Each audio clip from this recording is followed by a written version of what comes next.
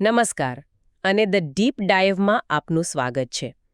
આજે આપણી પાસે જે સ્ત્રોતો છે તે આપણને એક એવા સવાલના ઊંડાણમાં લઈ જાય છે જે અ, કદાચ બહુ ઓછા લોકો વિચારતા હશે.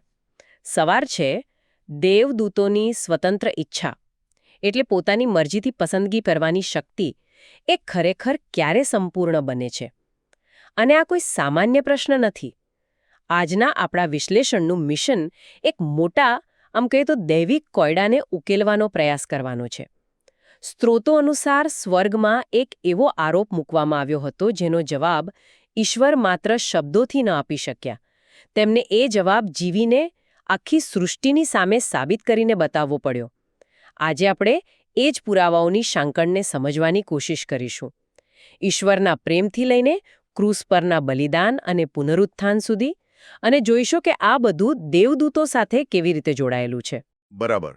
અને આ આખો કોયડો છે ને, એ એક જ મૂળભૂત પ્રશ્ન પર ટકેલો છે. એવો પ્રશ્ન જેણે સ્વર્ગમાં પણ ભાગલા પાડાવી દીધા હતા. સ્ત્રોતો આ પ્રશ્નને કેન્દ્રમાં રાખે છે કે જો કોઈ શાસક એવો કાયદો બનાવે જેનું પાલન કરવું અશક્ય હોય અને પછી જે લોકો એ કાયદો તોડે તેમને સજા કરે, તો શું એ શાસકને ન્યાયી કહી શકાય? આ જ સવાલ હતો જેણે દેવદૂતોના મનમાં શંકાનું બીજ રોપ્યું, અને અહીંથી જ આપણી આખી વાત શરૂ થાય છે. વાહ, તમે આખી વાતને એકદમ નાટકીય રીતે રજૂ કરી છે, જાણે કોઈ કોર્ટરૂમ ડ્રામા ચાલી રહ્યો હોય. તો ચાલો આ કેસની શરૂઆત કરીએ. સૌથી પહેલો મુદ્દો છે ઈશ્વરનો કાયદો. સ્ત્રોતો કહે છે કે ઈશ્વરનો મુખ્ય કાયદો પ્રેમનો છે, બરાબર ને? હા, બિલકુલ. તેમનો મુખ્ય આદેશ છે પ્રેમ કરો, પણ સાથે સાથે એ પણ લખેલું છે કે જે કોઈ આ આદેશનું પાલન નથી કરતું તેને અનંતકાળ માટે અગ્નિની ખાઈમાં નાખી દેવામાં આવશે. હવે જુઓ, એક તરફ અનંત પ્રેમનો આદેશ અને બીજી તરફ અનંત સજાની ધમકી. આ બંને વચ્ચે એક તણાવ ઊભો થાય છે. અને મને લાગે છે કે આ જ તણાવનો ફાયદો કોઈકે ઉઠાવ્યો હશે. તમે સાચા છો. સ્ત્રોતો અનુસાર દેવદૂતોમાં સૌપ્રથમ આ જ વિચાર આવ્યો. તેમણે તર્ક કર્યો કે ઈશ્વર આપણને પ્રેમ કરવાનો આદેશ આપે છે, જે ખૂબ જ ઊંચો આદેશ છે. પણ શું કોઈ પણ જીવ, પછી તે દેવદૂત હોય કે મનુષ્ય, સંપૂર્ણપણે હંમેશા કોઈ પણ ભૂલ વગર આ પ્રેમની આજ્ઞાનું પાલન કરી શકે છે? અને જો નહીં, તો શું ઈશ્વરે જાણી જોઈને કેવો નિયમ નથી બનાવ્યો જેમાં આપણે નિષ્ફળ જઈએ અને તે આપણને સજા કરી શકે? આ તર્ક ખબર છે ખૂબ જ શક્તિશાળી હતો. અને આ તર્કને રજૂ કરનાર મુખ્ય પાત્ર એટલે હેલેલ, જેને આપણે લ્યુસિફર તરીકે વધારે સારી રીતે ઓળખીએ છીએ. તો તેણે આ શંકાને કેવી રીતે હવા આપી? હેલેલે આ શંકાને એક વ્યવસ્થિત આરોપમાં ફેરવી દીધી. તેણે કહ્યું, જુઓ, ઈશ્વરનો આ કાયદો આપણા માટે જ નથી. તે એટલો કઠોર છે કે કોઈ તેનું પાલન જ કરી ન શકે. તે આપણને નિષ્ફળ થતા જોવા માંગે છે. તે પ્રેમાળ પિતા નથી, પણ એક ક્રૂર સરમુખત્યાર છે. ઓકે. જે અશક્ય માપદંડો રાખીને આપણને દોષિત ઠેરવવા માંગે છે. આ આરોપે ઈશ્વરના ચરિત્ર પર સીધો હુમલો કર્યો, અને સ્વર્ગના ત્રીજા ભાગના દેવદૂતોને તેની વાત સાચી લાગી. આ તો ખૂબ જ ગંભીર આરોપ છે. જો તમારા પર એવો આરોપ લાગે કે તમે અન્યાયી છો, તો તમે શું કરો? તમે દલીલો કરો, પુરાવા આપો. તો ઈશ્વરે શું કર્યું? તેમણે આ આરોપનો જવાબ કેવી રીતે આપ્યો? અને અહીં જ આખી વાર્તા એક અણધાર્યો વળાંક લે છે.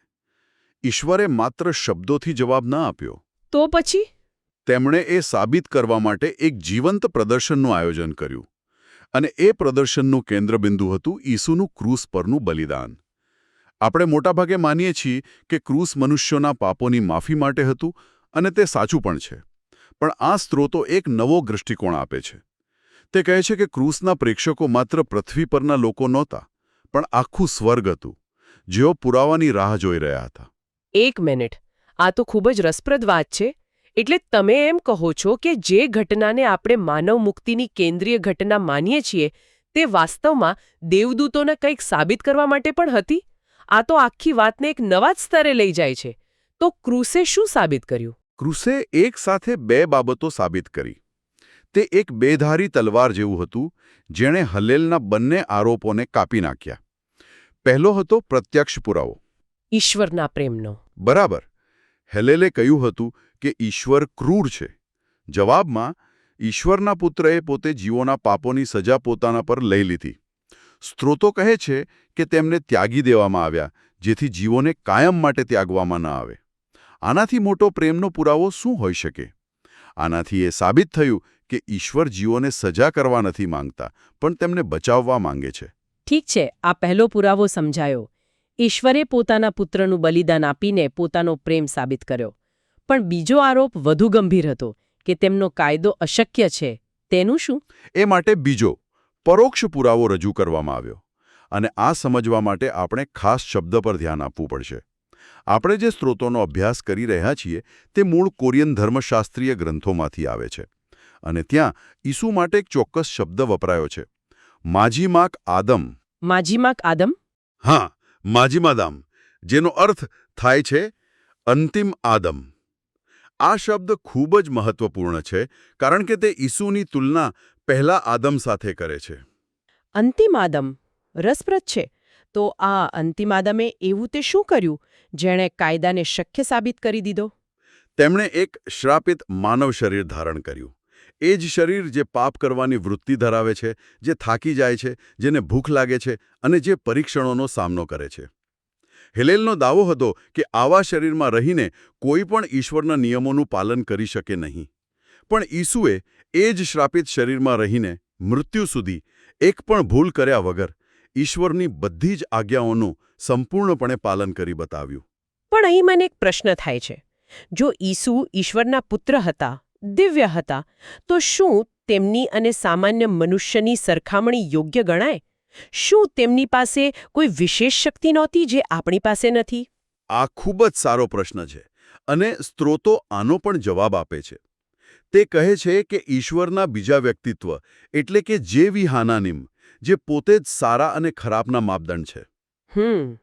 તેમણે પોતાની દૈવી શક્તિઓનો ઉપયોગ કર્યા વિના માત્ર એક જીવ તરીકે, મનુષ્ય તરીકે આ આજ્ઞાઓનું પાલન કર્યું. તેમણે એ જ પરિસ્થિતિમાં જીવીને બતાવ્યું જેમાં આપણે જીવીએ છીએ. આનાથી હેલેલનો તર્ક તૂટી ગયો. જો એક મનુષ્ય શ્રાપિત શરીરમાં પણ આજ્ઞાઓનું પાલન કરી શકે, તો પછી કોઈ એવો દાવો ન કરી શકે કે આજ્ઞાઓ અશક્ય છે. તે સાબિત કરે છે કે કાયદો કઠિન છે, પણ અશક્ય નથી. ઓકે, તો ક્રૂસ પર બે બાબતો સાબિત થઈ.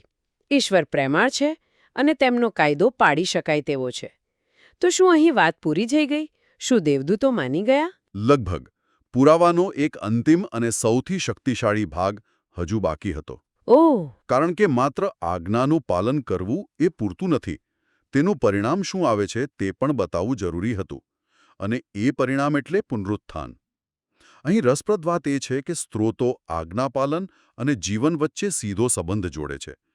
આજ્ઞાનું પાલન મૃત્યુ પર વિજય તરફ દોરી જાય છે. ઈસુનો મૃત્યુમાંથી પાછા જીવંત થવું એ આ સત્યની જીવંત ઘોષણા હતી. અને અહીં પ્રથમ પુનરુત્થાનનો ખ્યાલ આવે છે, બરાબર? જેને સ્ત્રોતો ઇલ્છેબુહાલ કહે છે. આના પર ખૂબ ભાર મૂકવામાં આવ્યો છે. આ શું છે? હા, પ્રથમ પુનરુત્થાન એ બધા માટે નથી. તે એવા ખાસ લોકો માટે છે જેમને સ્ત્રોતો સુન્ગ્યોજંગ એન્દલ કહે છે. એટલે કે શહીદ સાક્ષીઓ. બિલકુલ. આ તે લોકો છે જેમણે ઈસુની જેમ જ પોતાના જીવનના ભોગે મૃત્યુ સુધી ઈશ્વરની આજ્ઞાઓનું પાલન કર્યું. સ્ત્રોતો કહે છે કે તેમને સામાન્ય પુનરુત્થાન કરતાં વધુ સારો પુનરુત્થાન મળે છે, અને તેઓ ખ્રિસ્ત સાથે 1000 વર્ષ સુધી શાસન કરે છે. તો આ શહીદોનું પુનરુત્થાન દેવદૂતો માટે આટલું મહત્વનું કેમ છે? તેઓ તો મનુષ્યો છે. કારણ કે આ જીવંત પુરાવાની પરાકાષ્ઠા છે. કલ્પના કરો કે દેવદૂતો શું જોઈ રહ્યા છે. તેમણે ઈસુને, જે ઈશ્વરના પુત્ર હતા, તેમને આજ્ઞાનું પાલન કરતા જોયા. પણ હવે તેઓ સામાન્ય મનુષ્યોને જોઈ રહ્યા છે. એવા મનુષ્યો જે શ્રાપિત, નબળા શરીરમાં છે, જેઓ દરેક પ્રકારના દબાણ, લાલચ અને પીડાનો સામનો કરી રહ્યા છે. તેમ છતાં આ મનુષ્યો મૃત્યુ સુધી ઈશ્વર પ્રત્યે વફાદાર રહે છે. અને પછી ઈશ્વર તેમને મૃત્યુમાંથી પાછા ઉઠાડીને આખા બ્રહ્માંડની સામે સન્માનિત કરે છે. જ્યારે દેવદૂતો આ દ્રશ્ય જુએ છે, ત્યારે તેમના મન પર શું અસર થતી હશે? એ દ્રશ્ય જોયા પછી હેલેલ તેમના મનમાં જે શંકાના બીજ રોપ્યા હતા તે કાયમ માટે બળીને ખાક થઈ જાય છે. તેમની બધી દલીલો ખતમ થઈ જાય છે. ઈશ્વર અન્યાયી છે? ના, કારણ કે તેમણે પોતાના પુત્રને મોકલ્યો. સાચું. તેમનો કાયદો અશક્ય છે? ના, કારણ કે ઈસુ અને આ શહીદોએ તેને પાળી બતાવ્યો. બરાબર. આજ્ઞા પાળવાથી કોઈ ફાયદો નથી? ના, કારણ કે ઈશ્વર આજ્ઞાપાલનને પુનરુત્થાન અને અનંત જીવનનો પુરસ્કાર આપે છે. આ દ્રશ્ય દેવદૂતોના પરિપ્રેક્ષ્યને સંપૂર્ણપણે બદલી નાખે છે. તો આ બધી ઘટનાઓ, ક્રૂસ, પુનરુત્થાન, શહીદોની સાક્ષી, આખરે દેવદૂતોની સ્વતંત્ર ઈચ્છા સાથે કેવી રીતે જોડાય છે? આ બધા પુરાવા તેમની પસંદગી કરવાની શક્તિને કેવી રીતે પૂર્ણ બનાવે છે? જો આપણે આને મોટા ચિત્ર સાથે જોડીએ તો સ્વતંત્ર ઈચ્છાનો સાચો ઉપયોગ કરવા માટે જ્ઞાન અને સમજ જરૂરી છે, ખરું ને? હા, બિલકુલ. જ્યાં સુધી શંકા હોય ત્યાં સુધી વિશ્વાસ અધૂરો રહે છે અને પ્રેમ પણ શરતી હોય છે. દેવદૂતોના મનમાં શંકા હતી કે ઈશ્વર ખરેખર સારા અને ન્યાયી છે કે નહીં. આ બધી ઘટનાઓ એ શંકાને જડમૂળથી ઉખાડી નાખે છે. અને એકવાર શંકા દૂર થઈ જાય પછી શું થાય છે? શંકા દૂર થતાં તેઓ કોઈ પણ અનામત કે ડર વિના ઈશ્વર પર સંપૂર્ણ અને બિનશરતી વિશ્વાસ કરી શકે છે. તેમનો પ્રેમ અને આજ્ઞાપાલન હવે ફરજ કે ભય પર આધારિત નથી, પણ ઈશ્વરના ચરિત્રની ઊંડી અને સાબિત થયેલી સમજ પર આધારિત છે. આ સંપૂર્ણ વિશ્વાસ અને સમજ જે તેમની સ્વતંત્ર ઈચ્છાને પૂર્ણ કરે છે. એટલે એવું નહીં કે તેમની પસંદગી કરવાની શક્તિ જતી રહે છે? ના, બિલકુલ નહીં. પણ એનો અર્થ એ છે કે તેઓ હવે એટલું ઊંડાણપૂર્વક સમજી ગયા છે કે ઈશ્વરની વિરુદ્ધ જવાનો વિચાર પણ તેમને ક્યારેય નહીં આવે. તેઓ પાપ કરવાનું પસંદ કરશે જ નહીં, કારણ કે તેઓ જાણે છે કે ઈશ્વરનો માર્ગ જ જીવન અને આનંદનો એકમાત્ર સાચો માર્ગ છે. આ સમજાવવા માટે કોઈ ઉદાહરણ આપી શકો? સ્વતંત્ર ઈચ્છાની પૂર્ણતા એ ખ્યાલ થોડો જટિલ છે. ચોક્કસ. આને આ રીતે વિચારો. એક પિયાનો શીખનાર વિદ્યાર્થી પાસે સ્વતંત્ર ઈચ્છા છે કે તે કોઈ પણ કી દબાવી શકે, સાચી કે ખોટી. તેની આંગળીઓ ભૂલો કરી શકે છે. બરાબર. પણ એક માસ્ટર પિયાનિસ્ટ જેણે વર્ષો સુધી રિયાઝ કર્યો છે અને સંગીતને આત્મસાત કરી લીધું છે, તે એટલી હદે પૂર્ણતાએ પહોંચી ગયો હોય છે કે તેની આંગળીઓ સ્વતંત્ર રીતે માત્ર સાચો સૂર જ વગાડે છે. તેની સ્વતંત્રતા ભૂલો કરવામાં નથી, પણ પૂર્ણતાને સહજતાથી પસંદ કરવાની ક્ષમતામાં છે. દેવદૂતો માટે પણ કંઈક આવું જ છે. શંકા દૂર થયા પછી તેમની સ્વતંત્ર ઈચ્છા ઈશ્વરના પ્રેમ સાથે એટલી સુસંગત થઈ જાય છે કે ખોટી પસંદગી કરવી તેમના સ્વભાવની વિરુદ્ધ બની જાય છે. વાહ! આ ઉદાહરણથી વાત એકદમ સ્પષ્ટ થઈ ગઈ. સ્ત્રોતોમાં 1,44,000 સાક્ષીઓની એક ચોક્કસ સંખ્યાનો પણ ઉલ્લેખ છે. આ સંખ્યા વિશે થોડું જણાવશો? શું આ શાબ્દિક છે કે સાંકેતિક? સ્ત્રોતો આ સંખ્યાને ખૂબ જ ગંભીરતાથી લે છે. તે કહે છે કે આ એક પૂર્વનિર્ધારિત અને ચોક્કસ સંખ્યા છે જે ઈશ્વરની યોજનાનો એક અભિન્ન ભાગ છે. ઓકે. તે એટલું મહત્વપૂર્ણ છે કે જો આ 1,44,000માંથી એક પણ વ્યક્તિ પોતાની સાક્ષી પૂરી કરવામાં નિષ્ફળ જાય તો દેવદૂતોને જોઈતો પુરાવો અધૂરો રહી જાય અને સમગ્ર દૈવી યોજના જોખમમાં મુકાઈ જાય. બાપરે. હા, આ દર્શાવે છે કે આ માનવ સાક્ષીઓનું મહત્વ કેટલું વધારે છે. તે સાંકેતિક છે કે શાબ્દિક તે ચર્ચાનો વિષય છે, પરંતુ સ્ત્રોતો તેના પર ભાર મૂકે છે કે તે એક નિશ્ચિત અને જરૂરી આંકડો છે. આ તો ખૂબ જ મોટું દબાણ કહેવાય. એનો અર્થ એ થયો કે સમગ્ર સ્વર્ગનું ભવિષ્ય અમુક મનુષ્યોની વફાદારી પર નિર્ભર કરે છે.